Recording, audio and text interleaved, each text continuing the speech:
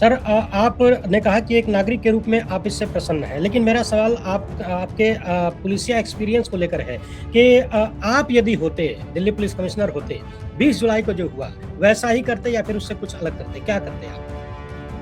देखिए, अब आपने प्रश्न को थोड़ा-सा घुमा दिया कि छात्रों को छात्र ही रहने दीजिए, उनको हुँ, शत्रु रूप में न देखिए। मेरी सुरक्षा को लेके कई लोग चिंतित रहते हैं। मैं प्रायः आपकी सुरक्षा को लेके चिंतित रहता हूँ, क्योंकि आप उस जगह पे प्रहार करते हैं, जहाँ मैं कहता हूँ विरले सुरमों का को जो है, वेयर ईगल्स डेयर जहाँ है, वहाँ पर आप जाते हैं। दुनिया भर में एक बार फिर से भारत की पुलिसिंग को लेकर बहुत सारे सवाल उठने लगे हैं। आज ही खबर आई है कि यूएन के भीतर भी चर्चा हुई है कि जिस तरीके से छात्रों के आंदोलन को भारत की पुलिस, दिल्ली की पुलिस हैंडल कर रही है, वो ठीक नहीं है। छात्रों का ये संवैधानिक अधिकार है कि वो अपनी मांग रखें और भारत एक लोकतांत्रिक देश है। ऐसे में जो पुलिस का रवैया रहा है पिछले दिनों, खासकर 20 जुलाई को, उसकी चर्चा अब दुनिया भर में शुरू हो गई है। तो हमने सोचा कि क्यों ना इस मामले में देश के एक वरिष्ठ पुलिस अधिकारी से ही बात करें, जिनका करियर वाक़ई सराहनीय रहा है। हालाँकि हम सबको पता है कि अमृतकाल के भीतर यदि आपने ईमानदारी से काम किया, तो उसका इनाम किस रूप में मिलता है। उस इनाम के बहुत बड़े लाभार्थी रहे हैं। हमारे साथ विशेष मेहमान श्री अमिताभ ठाकुर जी। बहुत-बहुत स्वागत है सर आपका। नमस्ते आप सर। देश के जाने-माने आईपीएस अफ़सर रहे, आईजी रैंक तक आप पहुँचे और बाद में जबरिया रिटायर्ड आईपीएस अधिकारी का टैग भी आपने हासिल किया। सर, अभी जो छात्रों का आंदोलन चल रहा है, इसे आप किस रूप में देखते हैं? मैं देखिए अब इसमें जो कई आयाम हैं, एक तो उसका गलत है, सही है, वह आयाम है। एक हुँ, उसका राजनीतिक आयाम है हुँ, और तमाम आयाम हैं। ज़ाहिर-सी बात है कि आज के जिसको हम लोग ऐज ऑफ स्पेशलाइज़ेशन कहते हैं, उसमें से हर आयाम के बारे में टिप्पणी करने का स्वयं को हकदार मानूँ, यह बहुत उचित नहीं है। वैसे हुँ, तो हमने एक आज़ाद अधिकार सेना नाम से एक पॉलिटिकल पार्टी हम लोगों ने मिलके गठित किया है, मैं उसका राष्ट्रीय अध्यक्ष हूँ। लेकिन जी, मौलिक रूप से मेरे अंदर जो मैं कह सकता हूँ कि जो राजनीतिक जो दाँव-पेच या भावना होनी चाहिए, उसका सख्त अभाव है, इसीलिए मैं राजनीतिक रूप से उस पर टिप्पणी नहीं कर पा रहा हूँ।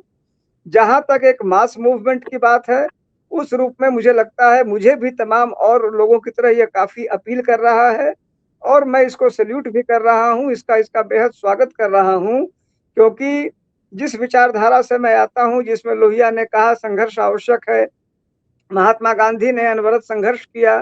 संघर्ष की जो एक पीढ़ी रही, नेहरू जी, हमारे देश में 9 बार जेल गए, करीब 9 साढ़े 9 साल तक तो जो हमारे यहाँ संघर्षों की परंपरा रही, पीढ़ी रही, उस जी, संघर्ष का एक बानगी के रूप में ये है, अब हर एक संघर्ष में अच्छे-बुरे चीज़ें आती रहती हैं, उफ़ान आता है, चढ़ाव आता है, उतराव आता है, लाभ होता है, अपने-अपने हित होते हैं, स्वार्थ होते हैं, वह चीज़ें यहाँ भी होंगी, लेकिन कुछ हुआ यह बहुत बड़ी बात है और इसके लिए मैं समझता हूँ कि जो संस्थापक हैं इसके सीजेपी हुँ, के, जो भी मेरी हैसियत है, मैं इससे उनको आपके माध्यम से सैल्यूट कर रहा हूँ क्योंकि कहीं न कहीं वही इसके कैटलिस्ट बने और यह श्रेय जी, जो कभी मैं कहूँ केजरीवाल पर श्रेय गया था, वह श्रेय आज हुँ, अभिजीत दीपके पे गया। उन्होंने इसको कैटेलाइज़ किया, प्रारंभ किया। भविष्य में वो क्या करेंगे, इसका भविष्य क्या होगा, उस पर गए बिना मैं इसको एक हुँ, बहुत ही सराहनीय काम मानता हूँ और हुँ। इस चीज़ से बेहद प्रसन्न भी हूँ एक व्यक्ति के रूप में, इस देश के नागरिक के रूप में। सर आपने कहा कि एक नागरिक के रूप में आप इससे प्रसन्न हैं, लेकिन मेरा सवाल आपके पुलिसिया एक्सपीरियंस को लेकर है कि आप यदि होते, दिल्ली पुलिस कमिश्नर होते, 20 जुलाई को जो हुआ, वैसा ही करते या फिर उससे कुछ अलग करते? क्या करते आप? देखिए, अब आपने प्रश्न को थोड़ा-सा घुमा दिया। अब कहा कि मैं क्या करता तो इसमें मैं उस बात को पहले कहूँगा मैं क्या करता, फिर मुझे क्या गलत लगा उसको कहूँगा।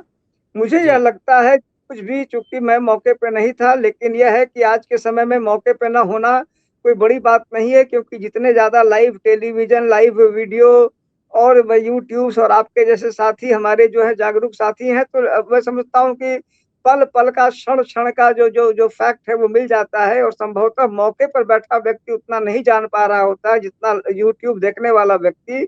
इसीलिए हुँ, वह एलिबाई नहीं चलेगा मेरा कि मैं मौके पे नहीं था।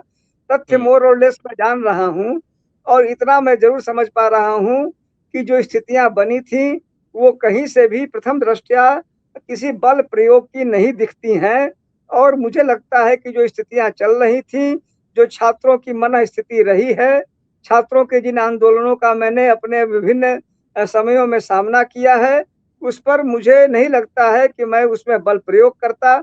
यह बड़बोलापन लग सकता है, हुँ, अतिशयोक्ति लग सकती है।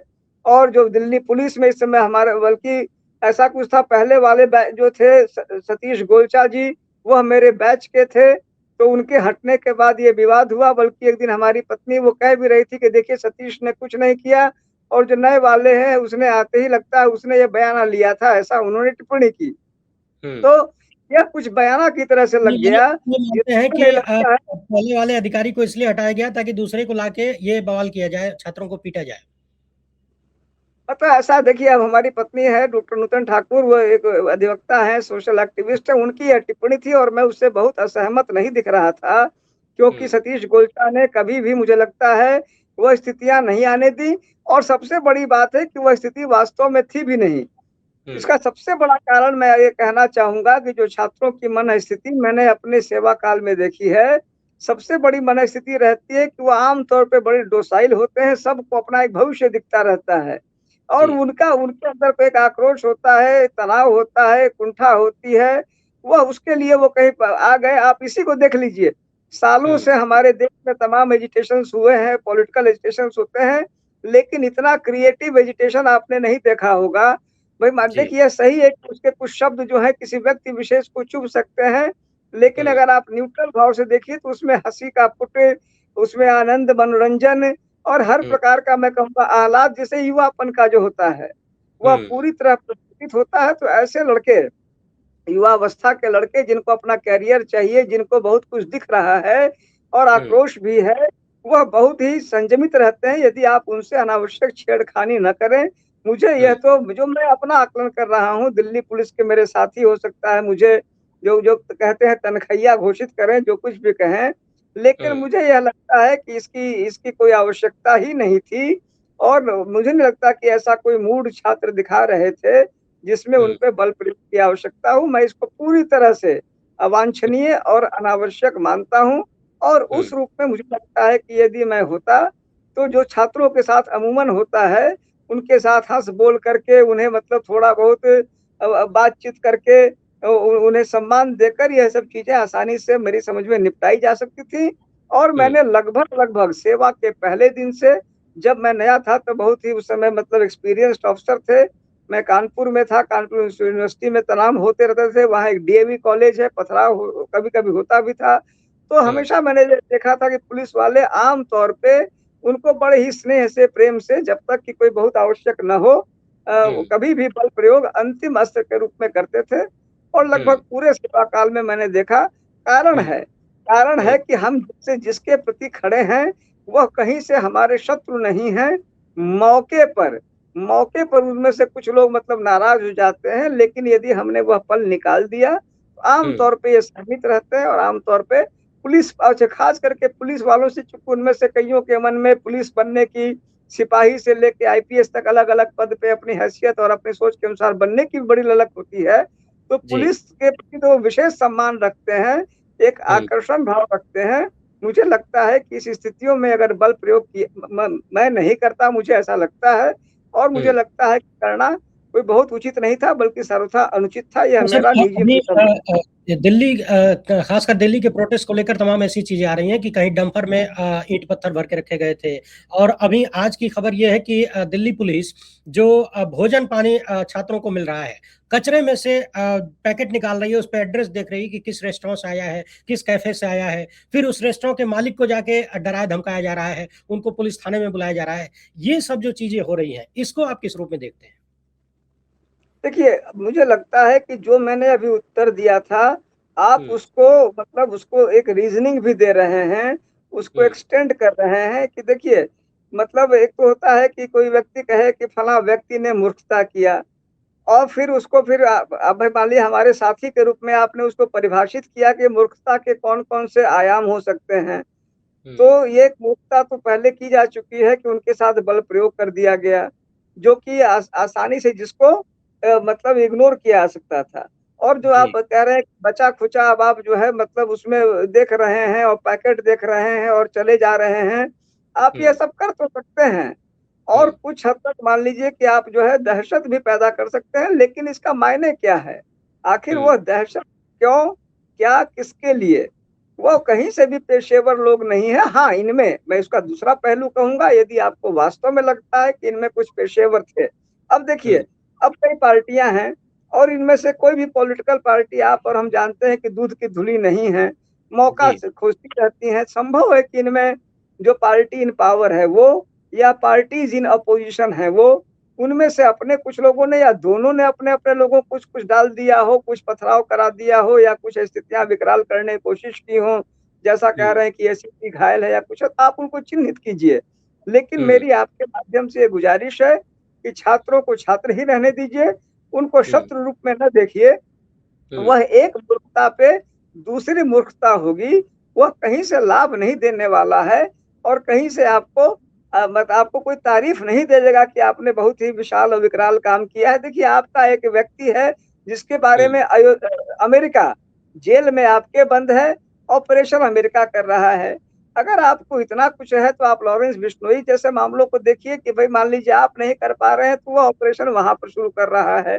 क्या ये हमारे लिए गर्व का विषय नहीं है कि हमारे यहाँ जेल में बंद एक व्यक्ति पर अमेरिका को ऑपरेशन करना पड़ रहा है? अगर हम इतने सक्षम हैं या पुलिसिंग में इतना हम विश्वास रखना चाहते हैं और पुलिसिंग का हमें दम्भ है, तो हमें लॉरेंस बिश्नोई जैसे केसेस को देखना चाहिए जिसमें सर अमेरिका को हस्तक्षेप करना पड़ा।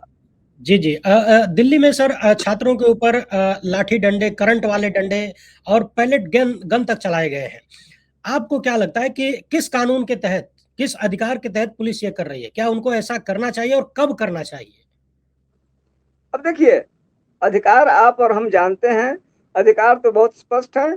अगर हम हुँ, उसको एक लाइन में कहें, तो यूज़ ऑफ मिनिमम फ़ोर्स जो है, वो पुलिस के सारे जो भी दंडात्मक कार्रवाइयाँ हैं, उनका एकमात्र ब्रह्म वाक्य, सूत्र वाक्य है, न्यूनतम बल प्रयोग। यही कहते भी हैं। अपने जी। जनरल डायरी में वो कहेंगे, मैं 2-2 बार गिरफ्तार हुआ हूँ पुलिस के हाथों। तो हुँ, जब भी मैंने जनरल डायरी देखी, तो उसमें कहा गया कि न्यूनतम बल प्रयोग करके अमिताभ ठाकुर को काबू में लिया गया। तो न्यूनतम बल प्रयोग ही करते हैं कागज हुँ, पे। इन ये हुँ, भी लिखे यही होंगे न्यूनतम बल प्रयोग।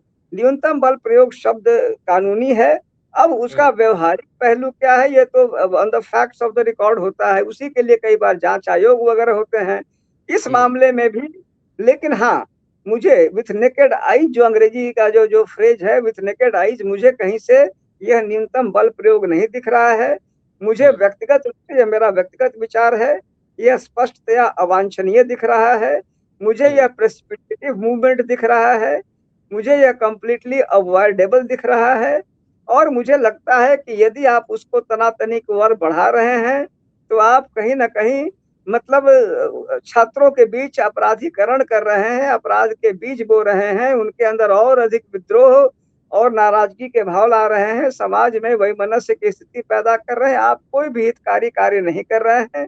यदि कोई पेशेवर गुंडे या आपराधिक व्यक्ति पॉलिटिकल लोगों ने इसमें लगाए, आप उनको चिन्हित कीजिए। वो पार्टी ए के हो सकते हैं, पार्टी बी के हो सकते हैं, कोई भी हो सकता है। लेकिन कृपया छात्रों को लेके जो हुँ, फीलिंग ऑफ एनिमोसिटी दर्शाया जा रहा है, जो आप बता रहे हैं, वह जी। पूर्णतया विराम देने योग्य है और कहीं से भी यूज़ ऑफ मिनिमम फ़ोर्स की परिधि में नहीं आता है।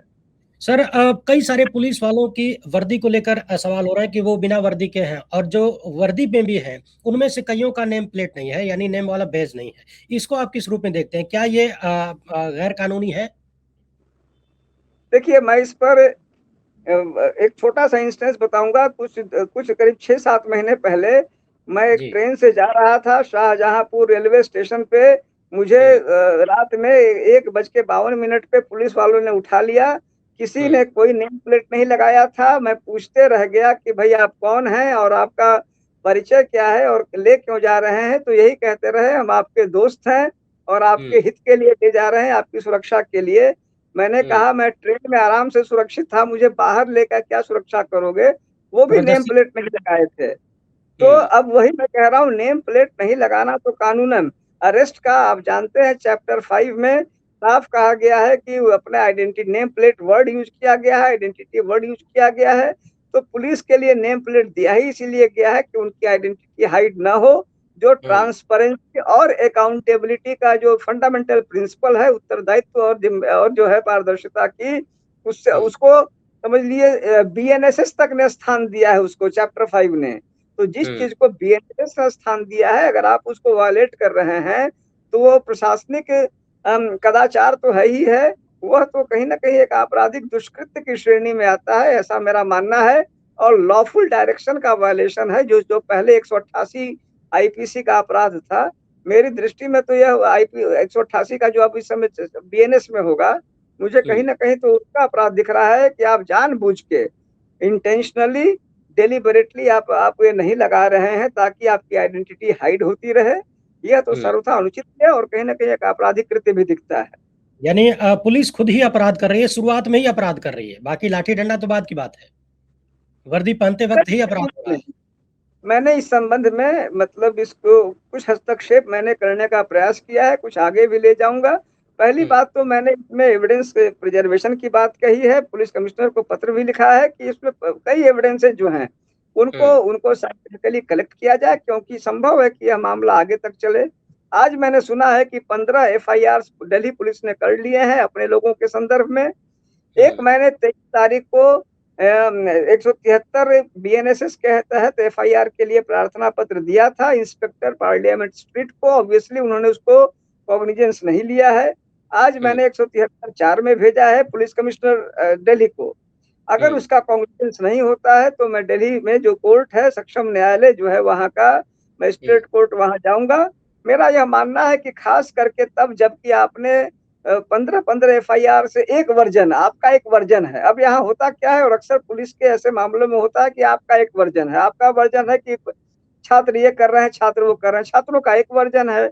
अब आपको वीडियोस दिख रहे हैं, एक मिस्टर लांबा करके, संभवतः अगर मैं नाम याद रख पा रहा हूँ, एक एडिशनल डीसीपी दिख रहे हैं, वह किसी को थप्पड़ मार रहे हैं।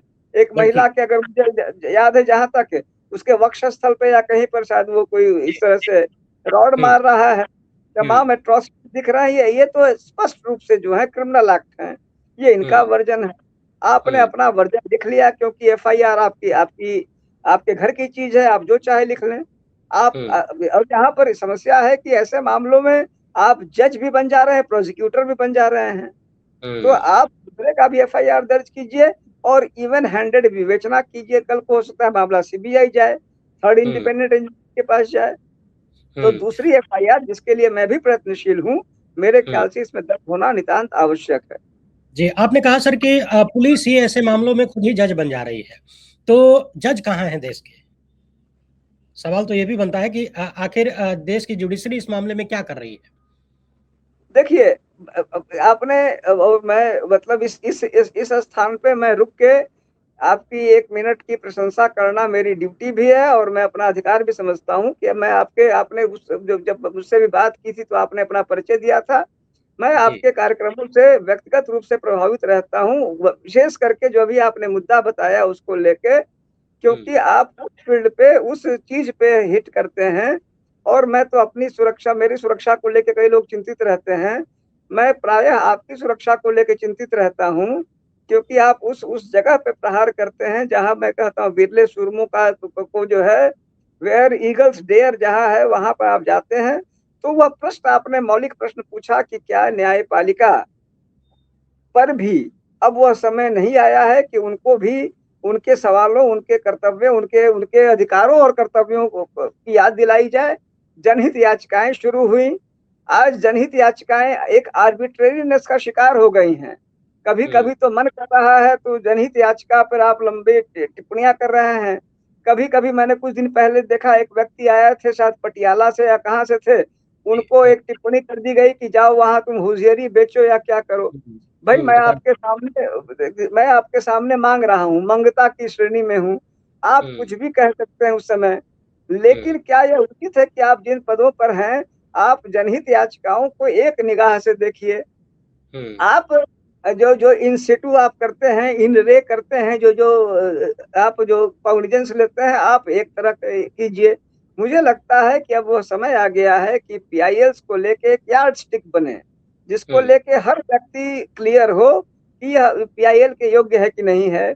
और न्यायपालिका उसके लिए उत्तरदायी हो कि हम कब एक्टिव होंगे, कब नहीं होंगे, कौन महत्वपूर्ण प्रश्न है, कौन महत्वपूर्ण प्रश्न नहीं है। बहुत अधिक अब किसका अच्छा उस वही हाल बेल्स को लेके, वही हाल एंटीसिपेटरी बेल्स को लेके।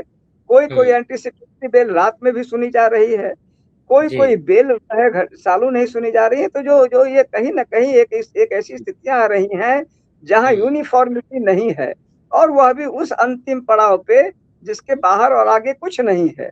आप इन मुद्दों को उठाते हैं, मैं पुनः आपकी प्रशंसा करना चाहूंगा, धन्यवाद देना चाहूंगा कि ये अत्यंत जनोपयोगी मुद्दे हैं, और जो प्रश्न आपका था उसका उत्तर भी मैंने इस संदर्भ में देने का प्रयास किया है। सर, आपसे एक सवाल ये भी कि आप कई दशक तक उत्तर प्रदेश में प्रशासन का हिस्सा रहे हैं। आपने समाजवादी पार्टी की सरकार में भी काम किया, बहन जी की सरकार में भी आप सेवा में थे। यानी माया मुलायम दोनों को देखा, और पिछले 8-9 साल से आप भाजपा की योगी आदित्यनाथ सरकार को भी देख रहे हैं। इन तीनों में जन आंदोलनों से निपटने में क्या फ़र्क रहा है? देखिए, मुझे लगता है कि अब ये बहुत कुछ व्यक्ति विशेष के लोकतांत्रिक मूल्यों के प्रति जो मतलब जो एक प्रकार का झुकाव रहा है, उससे जुड़ा रहा है। मुझे लगता है कि इन मामलों में ऐसा हुआ कि एक समय था जबकि कई लोग कहते थे कि मुलायम सिंह जी के खिलाफ जब मैंने एफआईआर कर दिया था, तो जी। मैंने कई समाजवादी पार्टी लोगों की नाराजगियां झेली थी। और मतलब एक तरह से जो अभी मैंने तनखैया शब्द का प्रयोग किया, मैं पूर्णतः तनखैया घोषित था उनके संदर्भ में।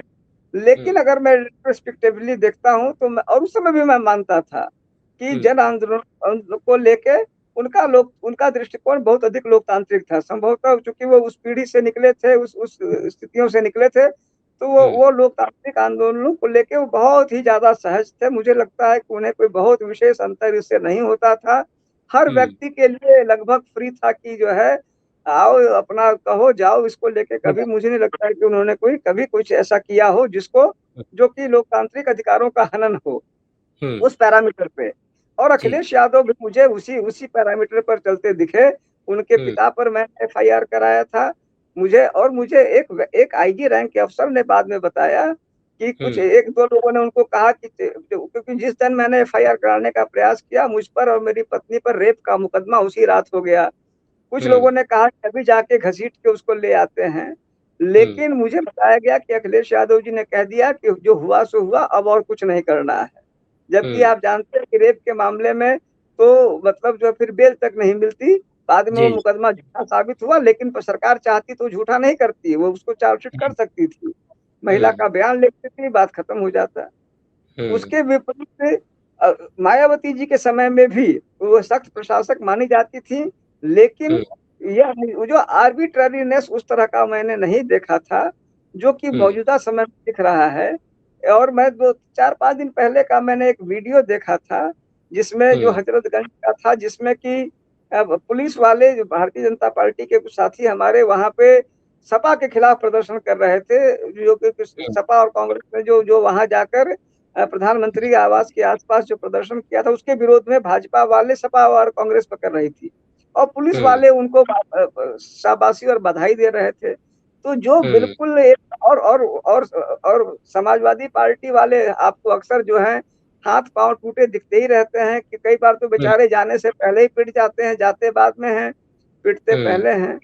तो यह जो विरोधाभास हो रहा है, कहीं ना कहीं ये लोकतांत्रिक अधिकारों को लेके अच्छा सर, दिक्कत आपने वाला है। अपने अपने इतने लंबे कार्यकाल में कभी देखा है कि सत्ताधारी दल विपक्ष के खिलाफ आंदोलन कर रहा हो? नहीं, मतलब ऐसा है कि ऐसा मैंने कभी कभार तो ऐसा नहीं कहूंगा, कभी कभार जिस ऊपर और कोई और होता है, नीचे और होता है, हो जाता है, लेकिन यह रेयर है, ये मैं मानूंगा। कोई आंदोलन करे, देखिए मैं इस विचारधारा का हूँ कि कोई किसी के प्रति आंदोलन करे, उसमें मतलब एक पॉलिटिकल इशू है, किसको क्या सूट करता है आंदोलन करते रहे, उसकी परिधि में रहे। वायलेट करे, ट्रूली ट्रूली वायलेंट हो जाए तो आप आपके पास आखिर इतने रिसोर्सेज इसीलिए दिए गए हैं।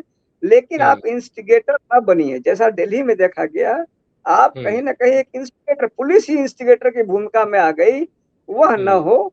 आप एक मॉडरेटर की भूमिका में रहिए, वह नहीं। कई बार होता है आप स्वयं इंस्टिगेटर बन जाते हैं, ये मेरे ख्याल से अच्छी बात नहीं है। कल मैंने देखा रामपुर में एक वीडियो आ रहा है कि एक इंस्पेक्टर ने ये निकाल लिया था अपना पिस्टल। एक शांतिपूर्वक प्रदर्शन कर रहे थे समाजवादी पार्टी वाले, मौलाना जौहर विश्वविद्यालय को लेके इंस्पेक्टर जो है जी, वो इस तरह से लहराते हुए जो वीडियो दिख रहा था, अपना हथियार लेके घूम रहे थे, तो आप उस पर क्या हथियार चलाएंगे? ये चीजें हुँ। अतिशयोक्ति की दिशा में जा रही हैं। जी, जी। बहुत-बहुत धन्यवाद सर, आपने तमाम मुद्दों पर खासकर पुलिसिया कार्यवाही पर अपना एक्सपीरियंस, अपनी राय और अपने विचार हमारे साथ साझा किया।